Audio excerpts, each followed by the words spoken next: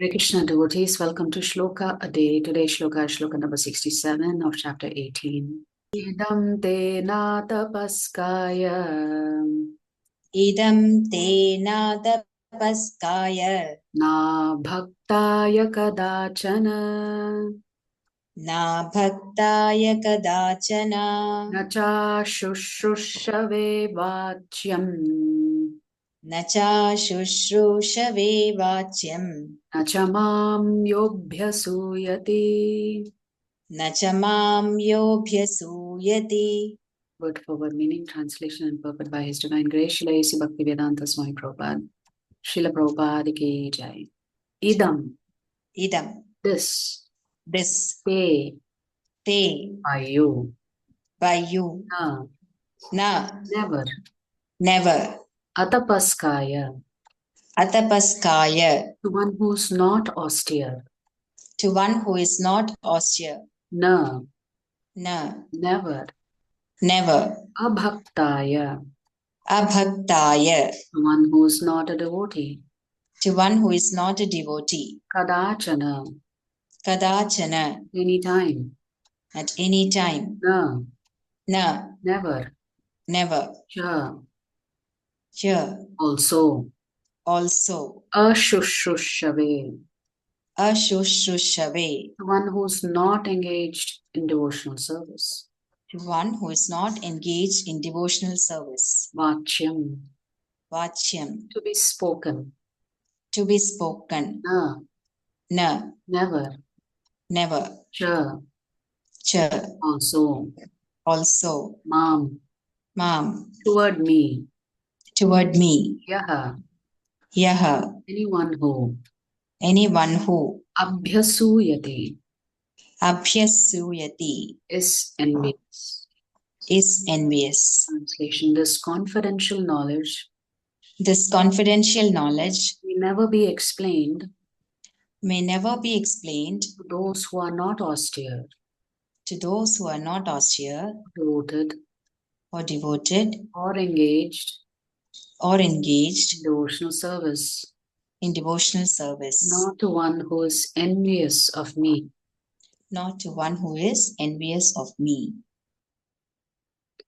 And so Prabhupada writes that persons who have not undergone the austerities of the religious process, who have never attempted devotional service in Krishna consciousness, who have not tended a pure devotee, and especially those who are conscious of Krishna, not only as a historical personality, or who are envious of the greatness of Krishna, should not be told this most confidential part of knowledge. It is, however, sometimes found that even demoniac persons who are envious of Krishna, worshipping Krishna in a different way, take to the profession of explaining Bhagavad Gita in a different way to make business. But anyone who desires actually to understand Krishna must avoid such commentaries on Bhagavad Gita. Actually, the purpose of Bhagavad Gita is not understandable to those who are sensuous. So what is the reason?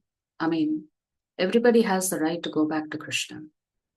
Everybody has the right to perform Bhakti Yoga. So why would Krishna suddenly say, you shouldn't reveal this knowledge to everyone? That's because they are not ready to hear this knowledge. So there are certain categories of people. If they hear this knowledge and if they comment incorrectly about it or erroneously about it, they may be committing an offense against Krishna. So Krishna is so kind to protect them. He's saying it is better that they not hear these divine words, this confidential message. So hence Prabhupada is saying, actually the purpose of Bhagavad Gita is not understandable to those who are sensuous. Even if one is not sensuous, but is strictly following the disciplines enjoined in the Vedic scripture, if he is not a devotee, he also cannot understand Krishna. So one more category that cannot understand Krishna is those who are following the Vedic scriptures, but they are devotees of maybe other people or other devatas. They also cannot understand Krishna. And even when one poses himself as a devotee of Krishna, but is not engaged in Krishna conscious activities, he also cannot understand Krishna. So there are some people who consider themselves to be devotees of Krishna, but they may not be engaged in Krishna conscious activities. So Prabhupada is saying even they cannot understand Krishna. There are many persons who envy Krishna because he has explained in the Bhagavad Gita that he is the supreme and that nothing is above him or equal to him. So there are some people who may have a highly competitive nature, and they may think, why only God should have that supreme position? Why can't I be that God? There are many persons who are envious of Krishna. Such persons should not be told of Bhagavad Gita, for they cannot understand. The issue is not that this knowledge is not beneficial for them. It is just that the person giving the knowledge should gauge their readiness to accept it. There is no possibility of faithless persons understanding Bhagavad Gita and Krishna. Without understanding Krishna from the authority of a pure devotee, one should not try to comment upon the Bhagavad Gita. So it is essentially for all of these people that Prabhupada is talking about, that they cannot understand Krishna, whether they accept him or not, in different categories. Certainly, if they come in contact with a pure devotee, their entire life will be transformed. Yes. So we always say in ISKCON, we tend to violate this particular instruction of Krishna because we are trying to take this knowledge far and wide. We want as many people to be benefited. If they're ready, they're ready. They can accept it and start their journey just like you and I did by attending a Bhagavad Gita class, by listening to Acharya saying, yes, you should chant, by listening to Acharya's instruction when they say, yes, you should keep an Ekadeshi fast. Yes, you should observe Janmashtami. You should observe Radhashtami. You should observe Balaram Jayanti. We should all celebrate these festivals. So after hearing this only, we have started doing this. So definitely we have benefited. So we can't say we were great devotees of the Lord already, and that is why we are also chanting now. We were also lost. So yes, Krishna is saying, be careful who you reveal this knowledge to. But we feel just like Ramanujacharya violated his guru's instructions when Guru said, it's a very secret mantra, only meant to be recited by a very select few, because if they recite this mantra, they will automatically go back to God in this life itself. Immediately, Ramanujacharya went to the terrace and broadcast this mantra. Why? Because he was so concerned that so many Jivatmas are suffering. Let them get a chance. Whoever wants that chance will take it up. It was explained in the previous verse that if one is situated in loving devotion to God, there is no sin in giving up the material duties. However, there is one problem with this instruction. If we have not yet become established in love for God and we prematurely give up material duties, we will be neither here nor there. Thus, karma sannyas is only for those who are qualified for it. And what we are qualified for has to be determined by our Guru, who knows our capabilities and the stringency of the paths.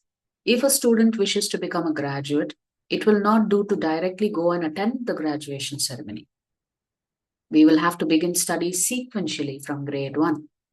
Similarly, the vast majority of people are eligible for Karma Yoga, and it would be a great folly for them to prematurely take Karma Sannyas. Karma Yoga means you're just doing your duties and responsibilities as per the Vedic scriptures, and slowly you will progress. Karma Sannyas means you're doing everything for the pleasure of Krishna. It is better to instruct them to fulfill their bodily dharma and practice devotion alongside. So this is what Prabhupada defines as Buddhi Yoga, as devotional service in the second chapter itself. If you are following the Vedic scriptures and worshipping Krishna, then automatically you are performing Bhakti Yoga. However, the Bhakti Yoga that we practice is Sadhana Bhakti Yoga. It is mixed. We still have a lot of attachments. We still have many material desires. But that's okay. At least you have started on your journey. That is why in this verse, Sri Krishna says that this confidential teaching given by him is not for everyone. Before sharing it with others, we should check their eligibility for this teaching. But how do you check eligibility? If you're doing pravachan and then there are 3,000 people sitting in the hall, you don't know. Maybe some people will get moved by what they hear and they will start practicing. Some people will hear and just walk away, and nothing else will happen in their life. But we are all so fortunate that we heard, or we honored prasadam, or we did some seva, and by that we got connected to Krishna. So for that, we have to really express our gratitude to Srila Prabhupada and all of the Parampara Acharyas who took this message far and wide. This word of caution applies specifically for the confidential teachings of the previous verse and in general for the entire message of the Bhagavad Gita. This Sarva Dharmam Parityajya verse can be highly misunderstood. People may think, oh, what is Krishna preaching? We should only worship him and we should only take his shelter. So what happens to the whole category of people who are worshipping Lord Shiva or Lord Ganesha or Kartikeya or Dattatreya? So many people are worshipping so many different devatas or even different forms of Vishnu. What happens to them? They will not be ready to accept when Krishna says you should worship only me or you should surrender only me. So it will take them some time to come to this understanding. But that journey begins with hearing and chanting. If it is explained to someone who is envious of Sri Krishna, that person may respond, Sri Krishna was very conceited. He kept asking Arjuna to glorify him. By misunderstanding the teachings, the faithless listener will be harmed by the divine message. So they may think, what is this kind of personality? He calls himself God. He's saying, you glorify me, you bow down to me, you worship me, you think of me always. What kind of God is so egotistical and so selfish? So they may misinterpret these messages of Krishna because they don't have the understanding how by doing these things, it actually benefits them. So sometimes we say, we butter up somebody, we praise them, even though deep in our heart, we may hold different feelings about them. But still, we may praise them for the sake of praising them, right? Even if we praise Krishna for the sake of praising Krishna, that benefits us. When we praise other mundane people for the sake of praising them, it doesn't benefit us whatsoever. So hence, we have to be careful. We may come across people in our preaching activities that really do not care for these messages. We just have to leave them alone and let them come to the process when they are ready. So by misunderstanding the teachings, the faithless listener will be harmed by the divine message. The Padma Purana also states, Ashraddha dhane vimukhepya ashrinvati yash chopadeshaha shiva nama paradha. So they will end up committing offense against Krishna. An offense is worse than a sin. By giving transcendental instructions to those who are faithless and averse to God, we cause them to become offenders. So it is not our duty to make other people offend Krishna. Hence, Sri Krishna describes the disqualifications for listeners in the above verse. So there are a set of people who are qualified to hear it. And there are a set of people who are not qualified to hear it. So here is Chaitanya Charan Prabhu's lecture on this, and we'll read one more commentary. So with this, Krishna has more or less completed the Bhagavad Gita. Then he starts giving us the Falashruti. In Vedic scriptures, at the end, generally Falashruti is given. Or what is the glory of this book in terms of hearing, in terms of speaking it? So first, Krishna talks about the glory by talking about the confidentiality of the knowledge. How this knowledge is very rare and precious. We may think that then who is left? How many people have the above qualities? The qualities that Krishna has described, none of us will have it. Or he's saying, if you're envious, if you don't have faith, then well, all of us will fall into that category. Then who is left to hear the Bhagavad Gita? Then what is the meaning of this verse?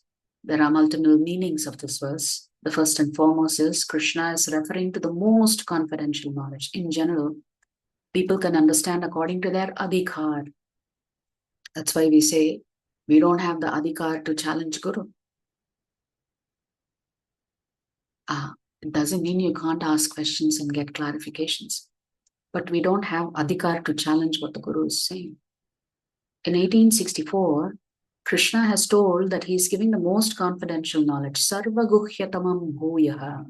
Krishna's greatest blessing is Krishna himself. So that's why Krishna is saying, you worship me. So if we get Krishna, if we place Krishna in our hearts, that's the greatest blessing Krishna gives us, is him. Example, like a parent doesn't reveal treasure to his small children, thinking that they will misuse the treasure. Similarly, Krishna wanted us to grow up, and those who are envious, those who are not devoted, Krishna doesn't want to reveal this to them. It doesn't mean Krishna doesn't love them. It's just that Krishna doesn't think that they are ready to accept this knowledge. Srila Prabhupada writes in the beginning that Bhagavad Gita is spoken in public. That means the idea is everyone can hear it. So Krishna wants this knowledge to be given to everyone, but Krishna wants them to grow up and understand it. So if they've not grown up, they cannot understand it, and therefore don't stress out about trying to get them to understand this knowledge. Like one of the children has grown up. So the father will take that child and show the treasury to him. And then father tells him that don't tell it to your other brothers. Wait till they grow up and become mature. This doesn't mean the treasure is not meant for other brothers and sisters. The only thing is the father wanted them to become mature so they can handle it properly. As in the biblical tradition, it is said that don't throw pearls in front of swines. They will not value it. Swine means pig.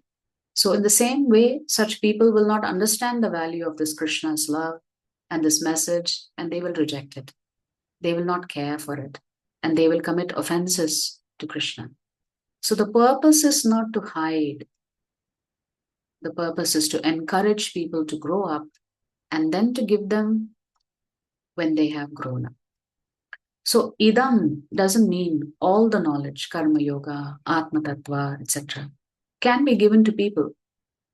So Krishna's only talking about don't reveal this most confidential knowledge, which is that sarva dharman parityaja, that people may not be ready to accept. Krishna is not saying don't talk about karma yoga, jnana yoga, nishkama karma yoga. Krishna is not saying that. Krishna's reference in this particular shloka is directly in reference to sarva dharman parityaja. So other aspects, other knowledge can be given to you. So it's not that everything is a secret. It is just the highest confidential knowledge is that above all dharmas, the dharma to love Krishna is the topmost. And people may not be ready to do that. But all the other things, like there is a difference between the body and the soul, we are meant to do our karma, which is our duties and responsibilities, all that we can share. But this final verse, we have to wait to reveal it.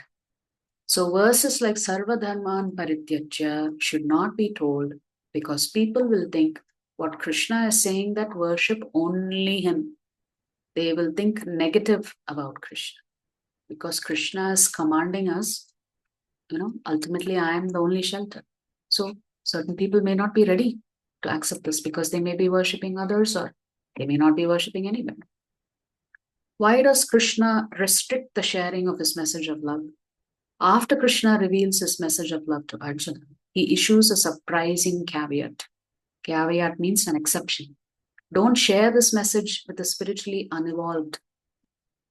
Why this restriction? If Krishna loves everyone, why does he not want everyone to know that he loves them? Certainly, Krishna wants everyone to know about his love for them, and he wants them to reciprocate by offering their love to him. But he doesn't want people to misunderstand or misapply his declarations of love. Consider Krishna's love-filled declaration in the previous verses. He will protect us from all sinful reactions. Those who lovingly surrender to him and do whatever he calls them to do. A pure devotee accepts any and all seva as an act of devotional service to the Lord. How might this be read by the spiritually unevolved?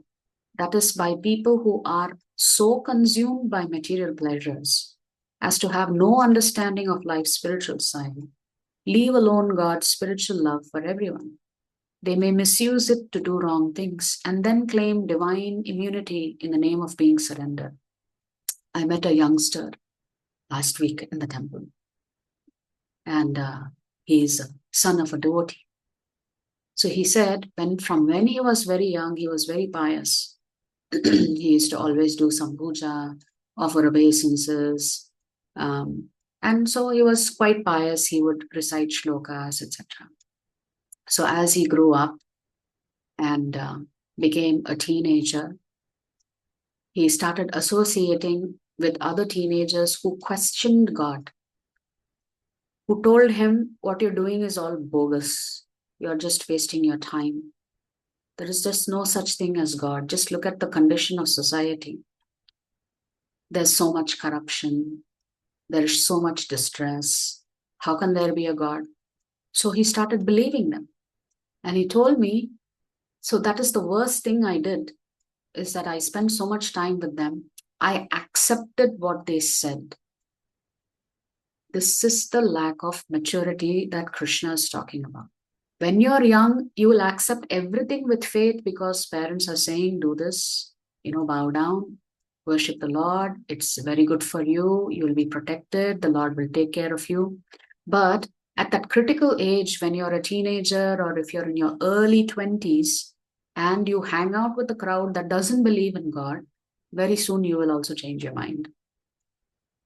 So he said for 2-3 years, he rejected everything and he questioned everything that he had learned as a child. He questioned everything that he was doing as a young child. And then he said, as he came into his 25, 26, 27, he again came back into contact with spirituality. And he said, now all of his doubts are resolved. The doubts that he had when he spent time with the other youngsters who were atheists, by coming back to the scriptures, his doubts were resolved. So that is why I always advise, when it comes to youngsters, allow them to explore. They will come to their right conclusions ultimately. But you can pray to the Lord that they will take the right path. But one cannot force another individual to accept Krishna consciousness if they are not ready. So it's interesting that you may go through stages where you're very pious, then you may reject everything, and then you will come back to Krishna ultimately. So I thought, what great fortune for him that at least he came back to the process of piety. He's not necessarily practicing Krishna consciousness, but at least he's come back to the world of there is God. There was a point of time where he was thinking there is no God. And everything that he was practicing as a child, he was questioning. So let's illustrate such misuse through an example. Suppose a wealthy father needs his responsible son to do a difficult and dangerous assignment. To encourage his son, he may assure, I will get you out of any trouble you may get into while doing this assignment. So suppose a father says, my dear son, go and do this. But in the process of doing it, you may get into any difficulty. Whatever difficulty you get into, I will take care of it. You need not worry at all. Suppose another son who is self-indulgent and irresponsible hears his father's assurance and presumes that his father will protect him no matter what he does. He may seek sensual indulgences while transgressing moral or legal boundaries. And on getting into trouble, he may expect, even demand, that his father bail him out. So it depends on the maturity of the son.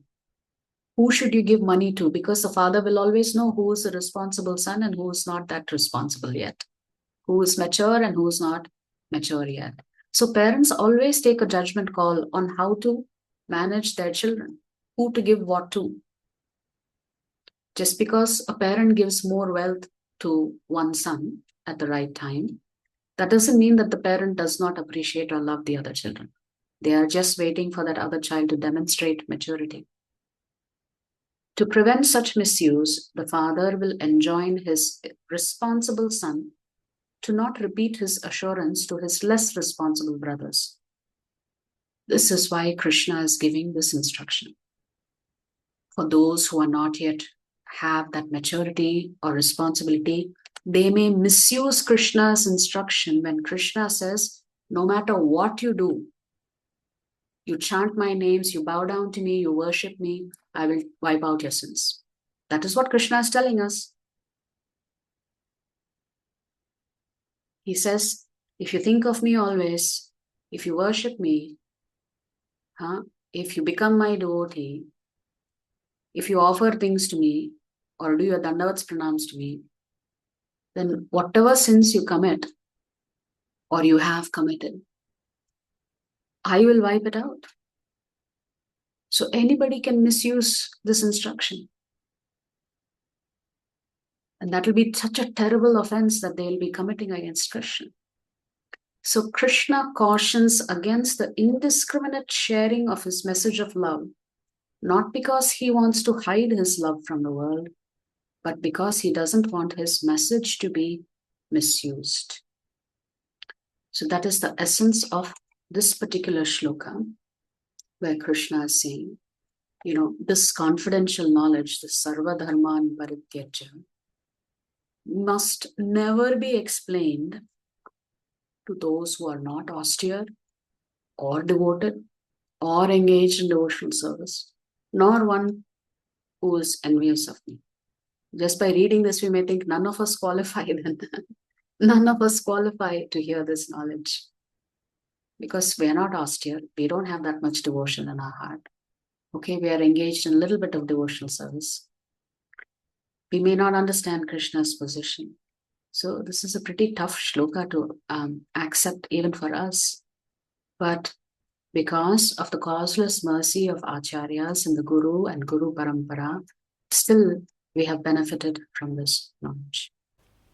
If you like our videos, please subscribe to our channel and turn on the bell notification. If you'd like to join our classes every day, please check the details in the description section of this video. We look forward to serving you.